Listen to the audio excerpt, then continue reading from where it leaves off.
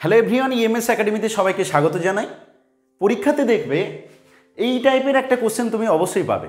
Find 6 rational number between 3 and 4। তোমাকে বলছে 3 এবং 4-এর মধ্যে 6খানা রেশনাল নাম্বার বলো। রেশনাল নাম্বার মানে মূলত সংখ্যা। এবার এই যে কোশ্চেনটা এখানে 6টা বলেছে, কোথাও 4টে 5টা, এইভাবে যা খুশি চাইতে পারে। এবং সেটা শুধুমাত্র যে 3-4-এর মধ্যে এমন বললো তা নয়, ভগ্নাংশের উপরেও কোশ্চেনটা হতে পারে। যেমন 3/5, 4/5, ওর মধ্যে 4টে বের করো। এই টাইপের কোশ্চেনগুলো খুব সহজে করা যায়। কীভাবে করবে জানো? একটু দেখাচ্ছি, ভালো করে দেখো। তোমাকে বলছে 3 এবং 4-এর মধ্যে 6খানা রেশনাল নাম্বার লিখতে বলেছে, তাই তো? তুমি কি করবে, এখানে যতগুলো বলবে তার থেকে একটা প্লাস করে নেবে, মানে 6টা বলেছে 7 করে নেবে। কি করবে, এই যে নাম্বারটা আছে এই নাম্বারটাকে প্রথমে একটা 7 উপরে গুণ করবে, একটা নিচে গুণ করবে। দেখো নাম্বারটাতে কোনো পরিবর্তন হয়নি, কেন? 7 কেটে গেলে সেই 3ই হতো। তাহলে 3-এর পরিবর্তে তুমি লিখে নিলে 3 × 7/7। একই রকম যেটা 4 আছে তাকেও তুমি কি করবে, 4 × 7/7 করবে। তাহলে কি করলাম, 3-এর পরিবর্তে লিখলাম 21কে 7 দিয়ে ভাগ করলে যা হয় 3ই হয়। 4-এর পরিবর্তে লিখলাম 28কে 7 দিয়ে ভাগ করলে যা হয় তাই হয়। জাস্ট কাজ কি করেছি, 6টা চেয়েছে, 1 বাড়াবো, সেটা উপর নিচে গুণ করে নেবো। তাহলে এই মুহূর্তে দেখো এটা দাঁড়িয়েছে 21/7, এটা দাঁড়িয়েছে 28/7। তুমি খুব সহজে বলতে পারবে যে হরটা যদি সেম হয়, হর যদি সেম হয় তাহলে শুধু উপরের দিকটা দেখলেই হয়ে যায়। আমরা বলি কি যে এটা ডিনোমিনেটর, তো ডিনোমিনেটর পার্টটা যদি সেম হয়ে যায় তাহলে শুধু উপরের দুটো পার্ট দেখবো, তার মধ্যে কি নাম্বার আছে দেখে নেব। দেখো এটা 21, এটা 28, মিনস 21, 28। 21 আর 28-এর মধ্যে কে কে থাকে? 22, 23, 24, 25, 26, 27, আরও অনেক নাম্বার আছে, কিন্তু এগুলো খুব সহজে আমি বলতে পারি যে 21 থেকে 28-এর মধ্যে কারা আছে। তাহলে কি করব, এদের বাইতে 7 আছে, আমি এখানে এইভাবে লিখে নেব। তাহলে যদি কোশ্চেন বলে 3 আর 4-এর মধ্যে, 3 এবং 4-এর মধ্যে 6খানা রেশনাল নাম্বার, কেমন লিখছি তাহলে? 21/7 আর 28/7, এদের মধ্যে যে 6খানা রেশনাল নাম্বার হবে তারা কারা? না 22/7, 23/7, 24/7, 25/7, 26/7, 27/7। কটা হলো? দেখো 6খানা। তাহলে যদি বলে 6খানা চাই, তাহলে তুমি কি করবে, উপর নিচে যে নাম্বারটা দেয়া থাকবে তার উপর নিচে 7 দিয়ে গুণ করবে দুটো নাম্বারে। আর এটা যদি তোমার 5টা বলতো তাহলে 6 দিয়ে গুণ করতে, 4টে বলতো 5 দিয়ে গুণ করতে। তাহলে তোমাকে যদি এইভাবে বলে, একই কোশ্চেন যদি ভগ্নাংশের উপরে বলে, তাও তুমি একই রকমভাবে করতে পারবে। তোমার প্রথম কাজ শুধু হবে নিচেরটাকে সেম করে দেওয়া। বেশ, আমরা পুরো টপিকটা পড়বো ভালো করে। আজকে আমরা এনসিইআরটির প্রথম চ্যাপ্টার করাচ্ছি, ক্লাস 9। ঠিক আছে, চলো আমরা দেখে নিচ্ছি। একদম প্রথম থেকেই আমরা ক্লাসটা করব। ভালো করে যদি পুরো ক্লাসটা করো, আশা করছি তোমার কোনো সমস্যা হবে না। তো নাম্বার সিস্টেম, এই নাম্বার সিস্টেম কোথায় কোথায় কাজে লাগে দেখো। ক্লাস 9 থেকে নাম্বার সিস্টেম দেওয়ার পিছনে, এর আগেও আছে, কিন্তু 9 থেকে খুব গুরুত্ব দেওয়া হয় নাম্বার সিস্টেমের উপর, যেটাকে বাংলায় সংখ্যাতত্ত্ব বলে। যেহেতু এখন স্টুডেন্টের মধ্যে খুব ইচ্ছে যে আমরা শুধুমাত্র বাংলায় পড়াশোনা করব না, সাথে সাথে ইংলিশে পড়ব। তো বাংলা স্কুলে ভর্তি হয়েও, যেখানে বাংলা মাধ্যমে ভর্তি হওয়ার পরেও অনেকে ইংলিশ ভার্সনে পড়াশোনা করছে, আবার অনেকে তো ইংলিশ মিডিয়ামেই পড়ে। তো যে যেখানেই পড়ো না কেন, আমার ক্লাসটা হবে সবার জন্য। তো ইংলিশ মিডিয়াম হোক বা বাংলা মিডিয়াম হোক, যে মিডিয়ামই হোক না কেন, আমি বাংলা ইংলিশ দুটো টার্ম ব্যবহার করব। আশা করি তোমার অসুবিধা হবে না। নাম্বার সিস্টেম বা সংখ্যাতত্ত্ব, এই নাম্বার সিস্টেমে সবার প্রথম আমরা যেটা জানি সেগুলো হচ্ছে স্বাভাবিক সংখ্যা। সেই স্বাভাবিক সংখ্যা নিয়ে ক্লাস 6, 7, 8 এগুলোতে অনেক আলোচনা করা হয়। আমরা এখানে যে জিনিসটা আলোচনা করব সেটা 9-এর উপর বেস করে, ক্লাস 9-এর উপর আমরা এই ক্লাসটা করব। কারণ এর আগে যে যা পড়েছো সেগুলো মোটামুটি একটু জানো। যদি না জেনে থাকো তাহলে অবশ্যই নিচে মেসেজ করবে, তাহলে লিঙ্ক দিয়ে দেবো যেগুলো তুমি এর আগের আরও ডিটেলসে জানতে পারবে। আমি 9 থেকে সিলেবাস মেনটেন করে ক্লাসটা করাচ্ছি। ওকে, তো সবার প্রথমে আমরা এর আগে নাম্বারগুলোকে একটা লাইনের মাধ্যমে প্রেজেন্ট করতে পেরেছি। সেগুলো কেমন লিখেছি, যেমন 0, 1, 2, 3, 4, 5, মোটামুটি একটা সেম রেঞ্জ বজায় করে আমরা এইভাবে নাম্বারগুলোকে এদিকে ডট ডট ডট করে চলতে থাকি।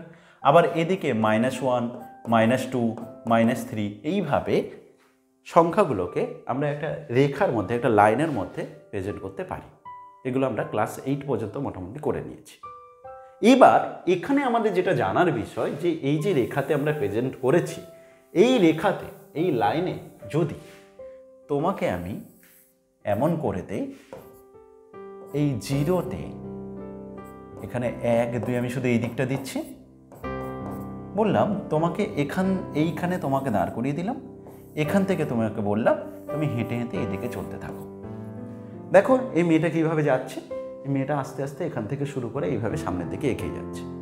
তাহলে এই যে তুমি এগিয়ে যাচ্ছ, সেই এগিয়ে যাওয়ার সময় তোমাকে যদি আমি কন্ডিশন দিয়ে দিই, শর্ত দিয়ে দিই, কি না তোমার প্রথম পাটা পড়বে 1-এ, তারপর এটা পড়বে 2-এ, তারপর 3-এ, আর কোথাও তুমি পা ফেলতে পারবে না। এইভাবে যদি 1, 2, 3 করে এরকম ফেলে যাও, তাহলে এইগুলোকে একসাথে কালেক্ট করে নিলে, এক জায়গায় যদি গুছিয়ে নাও, সেটাই হচ্ছে তোমার স্বাভাবিক সংখ্যা।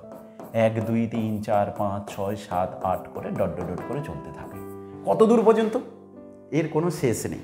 একটা রেখায় যে তীর চিহ্ন দিয়ে দেওয়া মানে একটা লাইনের কোনো শেষ নেই, এটা চলতেই আছে। তাহলে তুমি 1, 2 করে এইভাবে চলতেই থাকবে। তাহলে যদি তোমাকে বলা হয় স্বাভাবিক সংখ্যা বা ন্যাচারাল নাম্বারে সবথেকে বড় নাম্বার কে হবে, তাহলে তুমি বলবে বলা যাবে না, কেন এর তো শেষ নেই। তাহলে সবথেকে বড়কে তুমি বলতে পারবে না। কিন্তু যদি বলা হয় সবথেকে ছোটকে, তাহলে কিন্তু তুমি বলতে পারবে যে 1 হচ্ছে স্বাভাবিক সংখ্যা বা ন্যাচারাল নাম্বারের সবথেকে ছোট। বুঝেছো? তাদেরকে একটা বস্তার মধ্যে আমি ভরে দিলাম, সেই বস্তাটার নাম দিলাম n। কেন নাম দিচ্ছি? কারণ n ফর ন্যাচারাল নাম্বার। তাহলে এটাকে ইংলিশে কি বলা হয়? NATURAL, ন্যাচারাল নাম্বারস, স্বাভাবিক সংখ্যা। সেইখান থেকে এই n কথাটা এসছে। তাহলে এটা একটা বস্তাতে আমি এই নাম্বারগুলোকে নিয়ে নিলাম। এর যদি বড়টা বের করতে পারবো না, এইভাবে চলতেই থাকবে, কিন্তু ছোটটা বলতে পারি, সব থেকে ছোট হচ্ছে 1। বুঝেছো? এবার আমরা স্বাভাবিক সংখ্যার পরে নেক্সট যেটা যাব সেটা হচ্ছে W। ডব্লিউটা কি? ডব্লিউটাকে আমরা হোল নাম্বার বলবো। এখানে কি নেব? ওই যে বস্তাটা আছে, সেই বস্তাতে আমি বললাম শূন্যকে দিয়ে দাও। মানে তুমি আগে হাঁটা শুরু করেছিলে কোথা থেকে? 1 থেকে। আমি এখন বললাম 0 থেকে হাঁটা শুরু করো। একই রকম ওই দিকেই হাঁটবে, কিন্তু 0 থেকে শুরু করো। তাহলে ডব্লিউর মধ্যে কারা থাকবে? ডব্লিউর মধ্যে 0, 1, 2, 3, 4 ডট ডট করে চলতে থাকবে। এটাকে আমরা হোল নাম্বার বলবো। কি নাম্বার বলবো? Whole number. বাংলায় কি বলে? বাংলায় বলে অখণ্ড সংখ্যা। হোল নাম্বার বা অখণ্ড সংখ্যা, সেখানে কারা থাকে? 0, 1, 2, 3, 4, 5, 6 ডট ডট ডট করে চলতে থাকবে। এখানে যদি বলা হয় সব থেকে বড় কে হবে হোল নাম্বার, বলতে পারবে না। সব থেকে ছোট কে হবে? 0। আশা করি বুঝতে পেরেছ।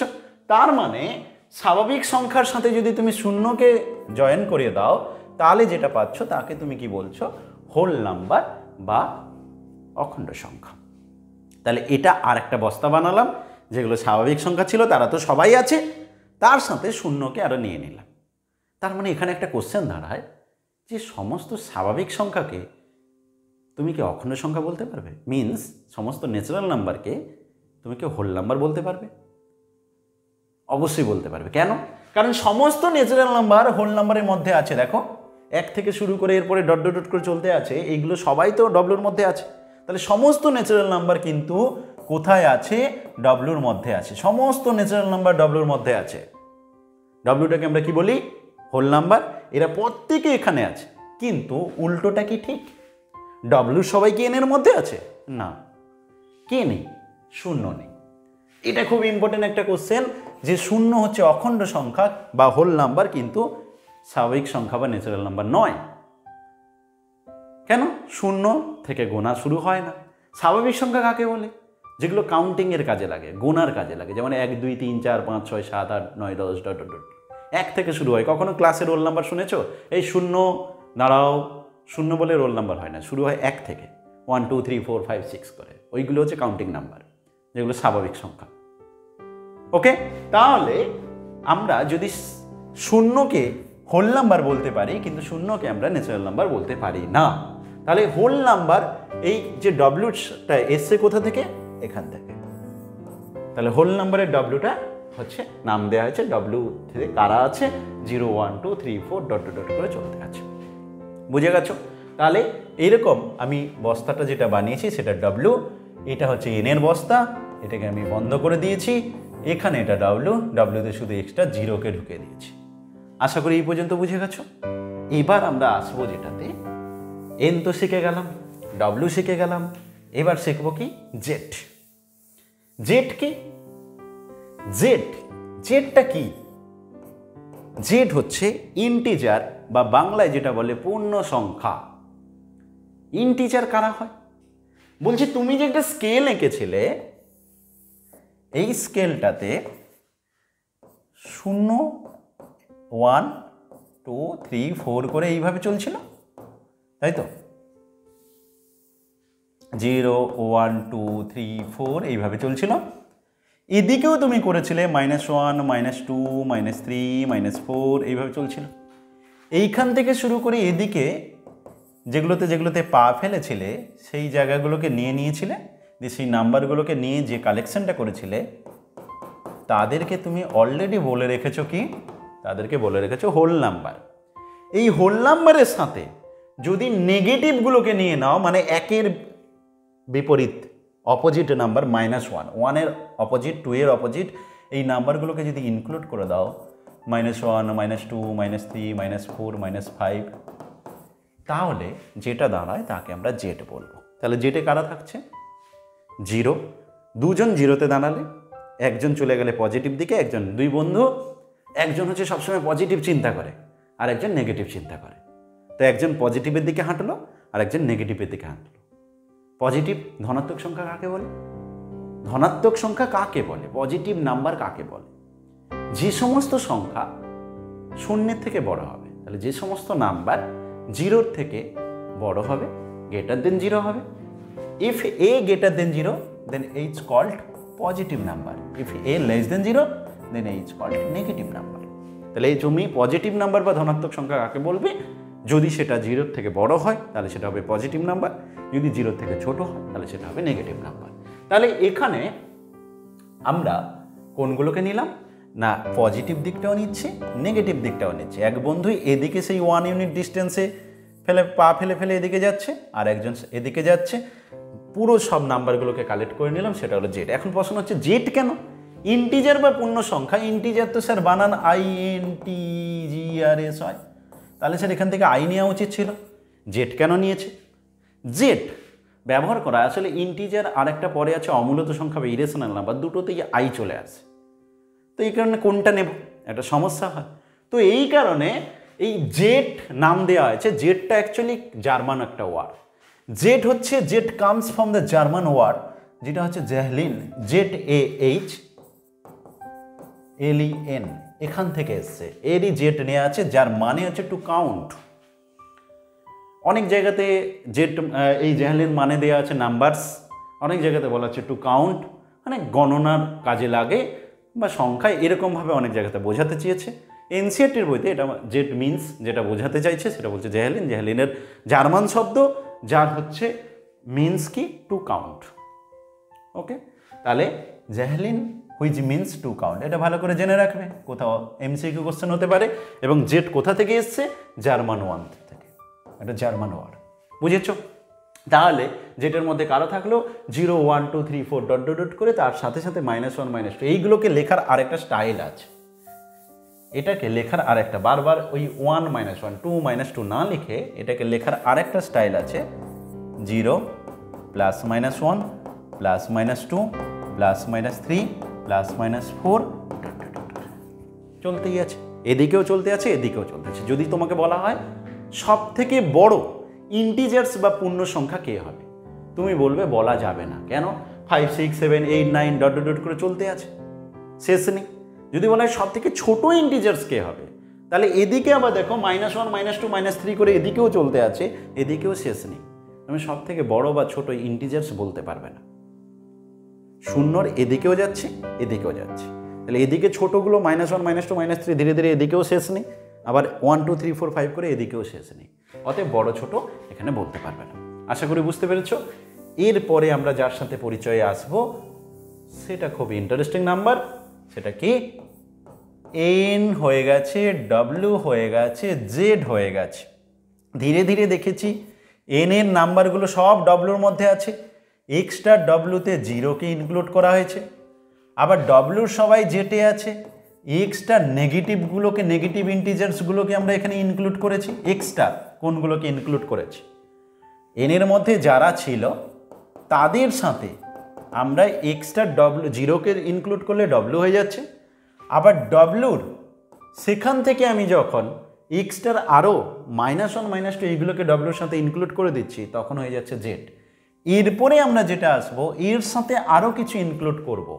যেমন একটা স্টুডেন্ট বলছে যে স্যার একটা লাইনের মধ্যে আপনি যেগুলো বললেন ওইগুলো বাদে আর কি কোনো সংখ্যা থাকতে পারে? যে আপনি একটা ছবি এঁকেছেন, একটা রেখা দিয়েছেন, এখানে 0 1 2 3 4 5 এইভাবে চলতে আছে, এদিকে -1 -2 -3 এরকম চলতে আছে। স্যার এই 0 আর 1 1 2 2 3 3 4 এদের মাঝে কি কোনো নাম্বার আছে? অবশ্যই আছে। সেটাই আমি একদম প্রথমে শুরু করার আগে বললাম 3 আর 4-এর মধ্যে 6টা মূলত সংখ্যা বলো। তো এই যে ব্যাপারটা সেগুলোই জানবো এবং ইন্টারেস্ট বেশি, খুবই ইন্টারেস্টিং জিনিস। ঠিক আছে, তাহলে মূলত সংখ্যা বা রেশনাল নাম্বার, রেশনাল নাম্বার বাংলায় বলা হয় মূলত সংখ্যা। এবার তোমার মনে হতে পারে যে রেশনালের আর আছে, তাহলে কি স্যার এই সেটটার নাম আর দিয়ে দেওয়া আছে? এখানে আবার প্রবলেম আছে, বাস্তব সংখ্যা বা রিয়েল নাম্বার আছে তারও আর আছে, দুজনকে আর দিলে তো প্রবলেম হয়ে যাবে। এখানে এটাকে নাম দেওয়া হয় কিউ, নাম দেওয়া হয় কিউ। এবার তুমি বলবে কিউটা কেন নাম দেওয়া হয়? কিউ নাম দেওয়া হয় কারণ এটা কোসেন্ট থেকে এসছে,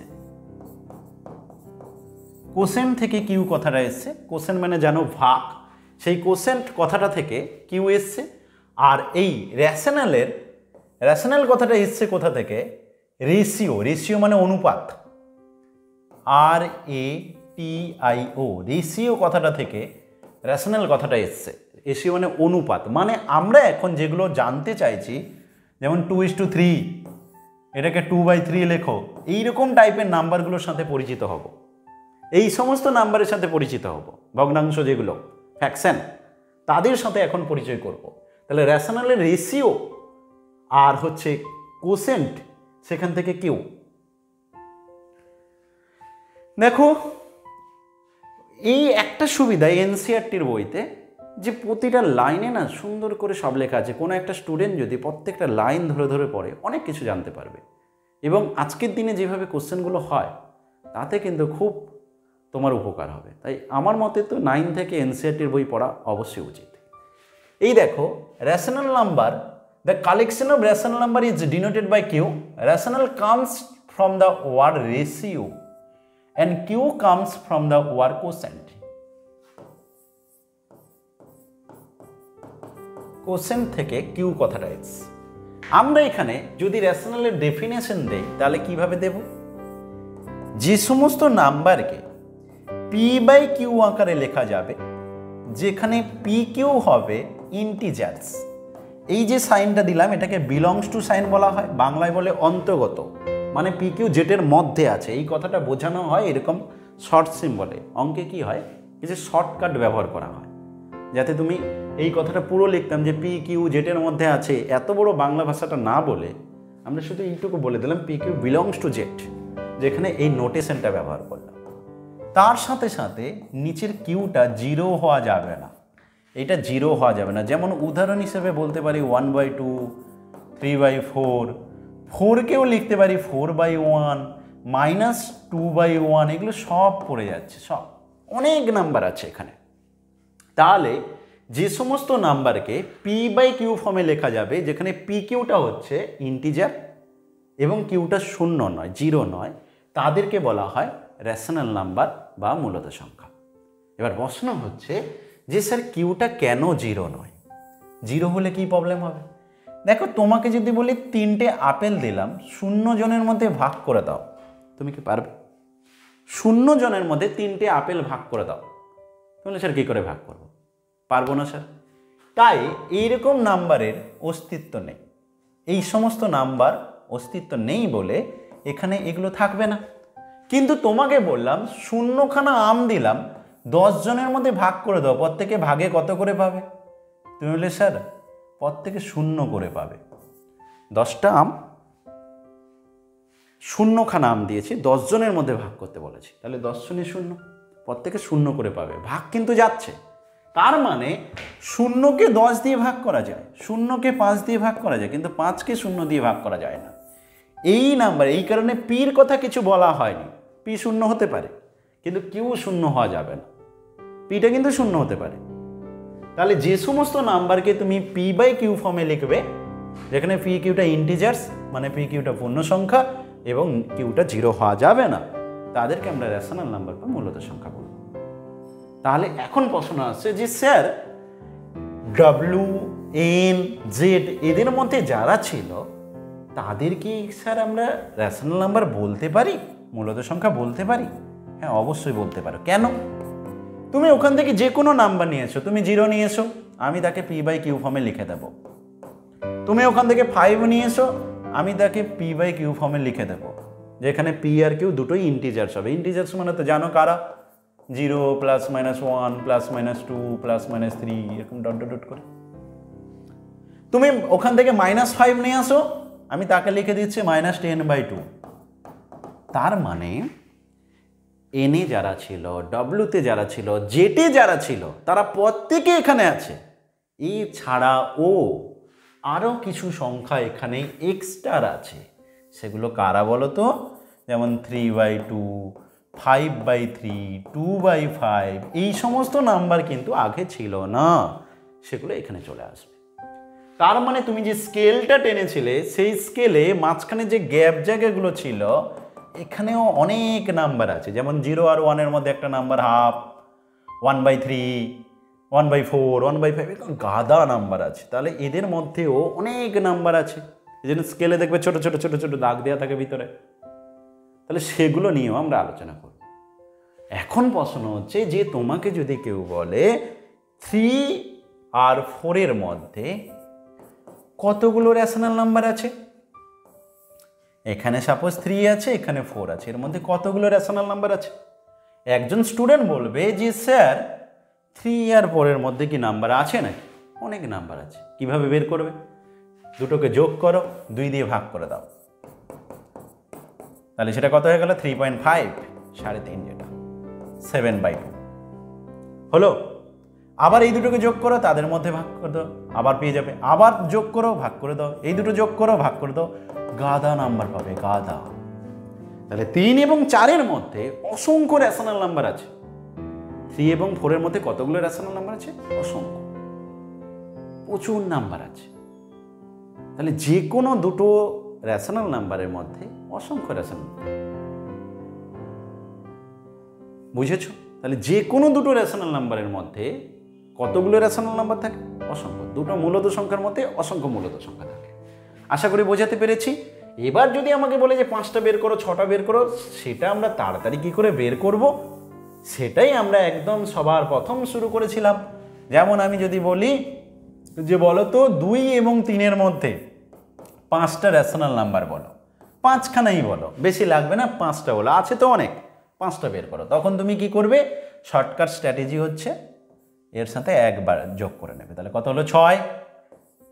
2-এর সাথে 6 গুণ করবে আর 6 ভাগ করবে, তাহলে নাম্বারটা একই থাকলো।